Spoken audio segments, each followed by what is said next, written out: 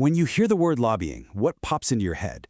Probably something like, smoke-filled rooms, shady backroom deals, right? Well, today we're going to pull back the curtain on that whole world in DC and see what's really driving the influence machine.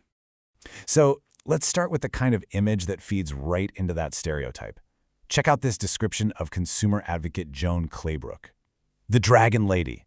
Staffers on the Hill joked about where she stashed her broom. I mean, wow. It paints this picture of a fierce, almost villainous figure, right? A powerful adversary you don't want to cross. But is that really the whole story? Is everyone on K Street some kind of mythical, fire-breathing lobbyist? Probably not. And that's exactly what we're going to dig into here, moving past that cartoonish image to understand how this system actually works. All right, so to do that, we kind of have to get on the same page. Let's define our terms. What is lobbying according to the rulebook? Okay, so here's the thing. At its most basic, legal level, lobbying isn't what you see in the movies. It's not about handing over briefcases of cash. It's defined as the direct and private transfer of, get this, information. The whole point is to give politicians specific information to try and influence how they vote on laws and policies.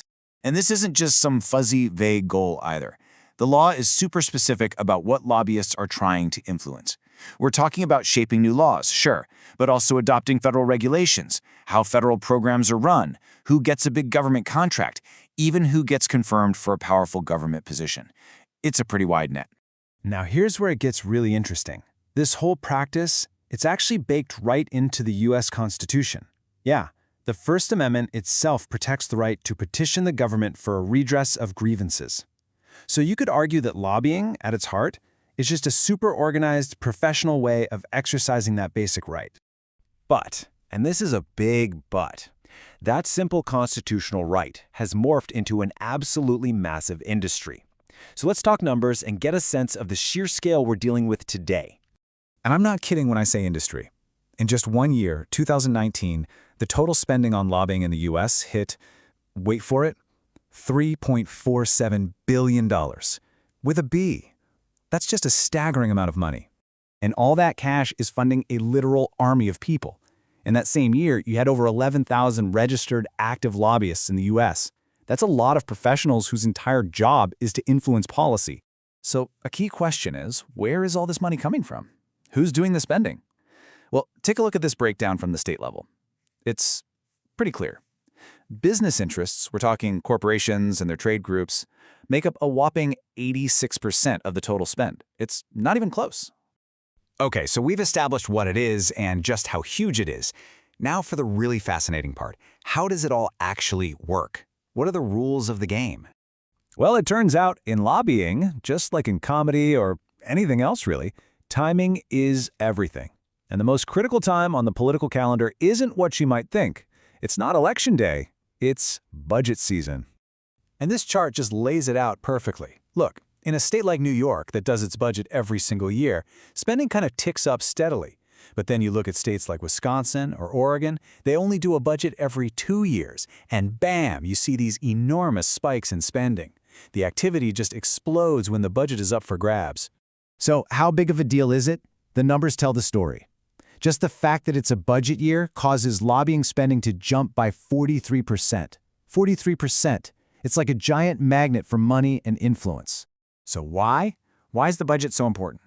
Well, there's this saying in DC that the budget is a Christmas tree. Think about it. It's this giant bill that has to pass. So it becomes the perfect place to hang all these little ornaments, other proposals and amendments they call riders that probably couldn't pass on their own. They just get tacked on. Okay, so if timing is so critical, you've got to ask who has the best sense of that timing? Who knows exactly when to push? Well, that brings us to maybe the most famous or infamous part of this whole system, the people and the DC revolving door. The revolving door. You've probably heard the term. It's exactly what it sounds like. It's the constant flow of people moving from government jobs, members of Congress, their top aides, out into the private sector, very often to become lobbyists on K Street. And we're not talking about a trickle of people here. In just 1 year recently, 866 people, former congresspeople and their staff, made that exact move. From Capitol Hill straight to K Street. It's a well-trodden path. So, is this a Republican thing? A Democrat thing? Nope, not at all. Look at the breakdown here. It's almost a 50-50 split. The revolving door, it turns out, is a completely bipartisan institution. And this isn't some fringe phenomenon. Just look at this list. These former staffers are coming from the very top, the offices of the most powerful people in the Senate on both sides of the aisle. We're talking Chuck Schumer, Mitch McConnell, Susan Collins. Their offices are basically training grounds for the next generation of lobbyists. It's built right into the system. So I think this really gets to the heart of it. Let's draw a distinction. On the one hand, you have advocacy. Using your voice, fighting for what you believe in. That's a fundamental part of a democracy. But on the other hand, you have lobbying. And that's a $3.47 billion professional industry, one that runs on insider access and strategic timing. They're not quite the same thing, are they? And all of this leaves us with a really tough question, doesn't it? The right to petition the government is fundamental. And hey, having experts inform our lawmakers can be a really good thing. But when a system relies so heavily on billions of dollars and who you know, where do you draw the line? At what point does giving your input turn into just an echo chamber for the powerful?